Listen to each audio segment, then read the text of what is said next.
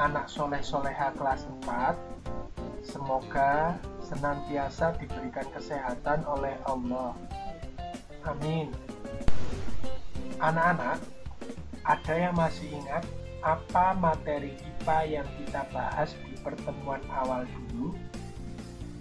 Ya, di pertemuan awal kita membahas tentang pengertian bunyi dan contoh sumber bunyi.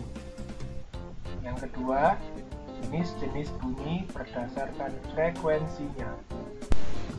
Pada kesempatan kali ini kita akan belajar tentang yang pertama, yaitu pemantulan dan penyerapan bunyi. Yang kedua, bagian-bagian telinga beserta fungsinya. Yang ketiga, cara memelihara kesehatan telinga. Pembahasan pertama yaitu pemantulan bunyi. Bunyi akan dipantulkan jika ia merambat dan mengenai benda yang bertekstur keras. Contoh benda yang dapat memantulkan bunyi adalah kaca, dinding, dan logam. Penyerapan bunyi. Selain dapat dipantulkan, bunyi juga dapat diserap. Bunyi dapat diserap jika mengenai benda lunak. Contoh benda yang dapat menyerap bunyi antara lain karpet dan lapisan-lapisan karet. Peristiwa yang timbul akibat adanya pemantulan bunyi. Peristiwa pertama adalah gaung. Gaung merupakan bunyi pantul yang terdengar bersamaan dengan bunyi asli, sehingga bunyi asli tidak terdengar atau menjadi tidak jelas. Gaung terjadi ketika bunyi memantul dengan dinding yang berjarak 10-20 meter. Contoh, seseorang yang berteriak mengeluarkan suara berlari, maka akan dipantulkan hanya beri, sehingga bunyi pantulnya menjadi tidak jelas. Peristiwa kedua adalah gema. Gema adalah bunyi pantul yang terdengar setelah bunyi asli dan terdengar saat jarak antar sumber bunyi dan dinding pantul lebih dari 20 meter. Gema biasanya timbul ketika kita berteriak di gua, lembah, dan bukit yang jaraknya jauh dan permukaan yang keras.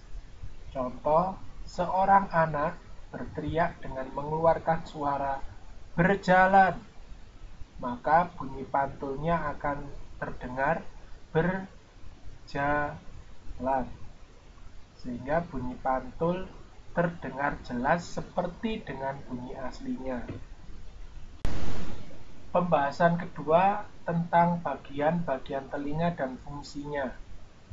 Bagian telinga dibagi menjadi 3, yaitu bagian telinga luar, bagian telinga tengah, dan bagian telinga dalam. Berikut adalah bagian-bagian telinga manusia.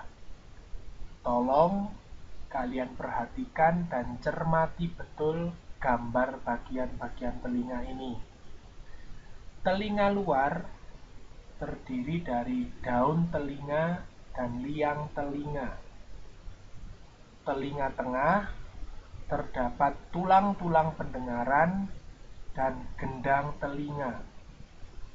Telinga dalam terdapat bagian yaitu saluran setengah lingkaran, saraf pendengaran, koklea, dan saluran eustachius.